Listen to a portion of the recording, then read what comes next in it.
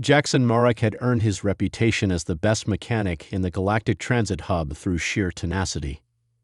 Being the only human in a facility designed for species from gentler worlds meant everything was either too fragile, too toxic, or simply not designed for hands like his. But humans didn't survive Earth's brutal evolutionary gauntlet by giving up easily. Impossible, Station Administrator Vekar had insisted when Jackson volunteered to repair the Guardian. The automaton is Class 9 restricted technology. Even our engineers cannot interface with its systems. The Guardian, a 12-tall cybernetic construct of unknown origin, had protected the transit hub for centuries. Each of the 11 major space lanes converging at the hub was monitored by one such construct, ensuring the safe passage of thousands of ships daily. When Guardian 8 had suddenly deactivated 3 days ago, commercial traffic backed up across 3 sectors. With respect, Administrator, Jackson had replied, wiping engine grease from his calloused hands, impossible is just another word for hasn't been done yet where I come from. That was how Jackson found himself now suspended in a maintenance harness 60 feet above the hub's central concourse, facing the dormant Guardian's open chest panel. Its crystalline core pulsed with faint blue light, alive but failing.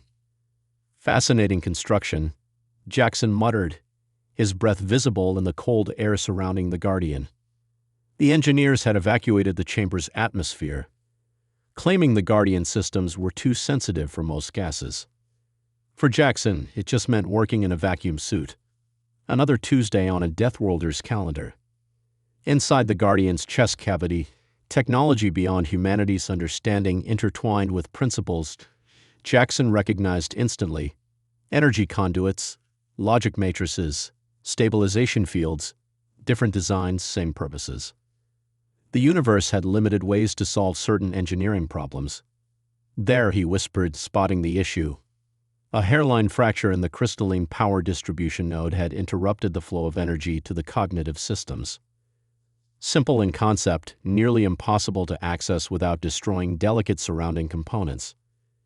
Jackson's hands, evolved on a high-gravity world for both brutish strength and surprising dexterity, were uniquely suited for the task.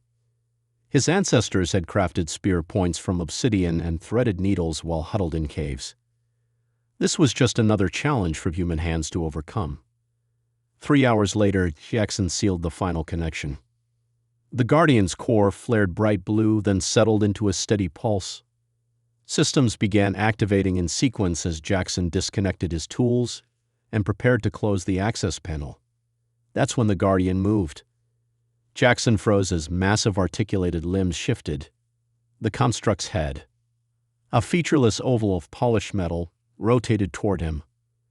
No Guardian had ever acknowledged a biological being before. They served their functions silently, responding only to specific coded commands from the hub's central systems. Organic entity detected within maintenance perimeter. The Guardian spoke, its voice a harmonic resonance that bypassed Jackson's ears and vibrated directly in his skull. Analyzing.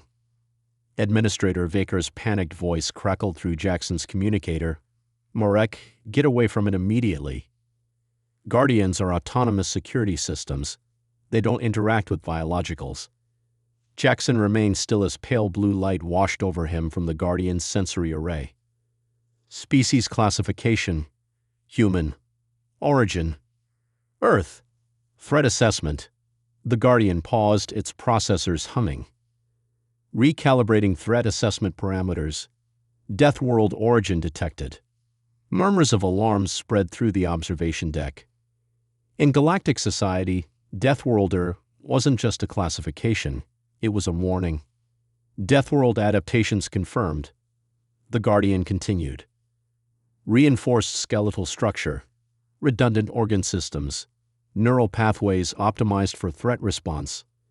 Endurance physiology exceeding 98.7% of known sentient species.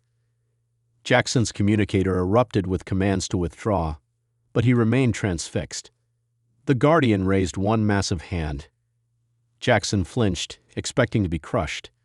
Instead, it extended a single finger, stopping inches from Jackson's chest. This unit acknowledges repair action, the Guardian stated. This unit has been observing humans rebuild what others discard. Humans persist where others retreat. Humans adapt when adaptation seems impossible. Then, to the shock of everyone watching, the Guardian inclined its head in what could only be described as a bow. This unit recognizes kinship, it declared. Both created to endure. Both designed to protect. Both forged in hostile environments. Administrator Vekar later reported that all 11 Guardians throughout the hub simultaneously paused their operations for 3.7 seconds, an eternity for such advanced systems. When they resumed, each had upgraded its defensive protocols. Jackson Marek returned to his workshop amid whispers and sidelong glances.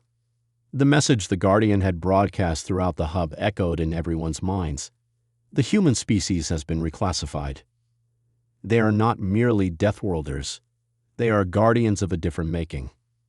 That night, as Jackson repaired a simple shuttle engine, he smiled to himself.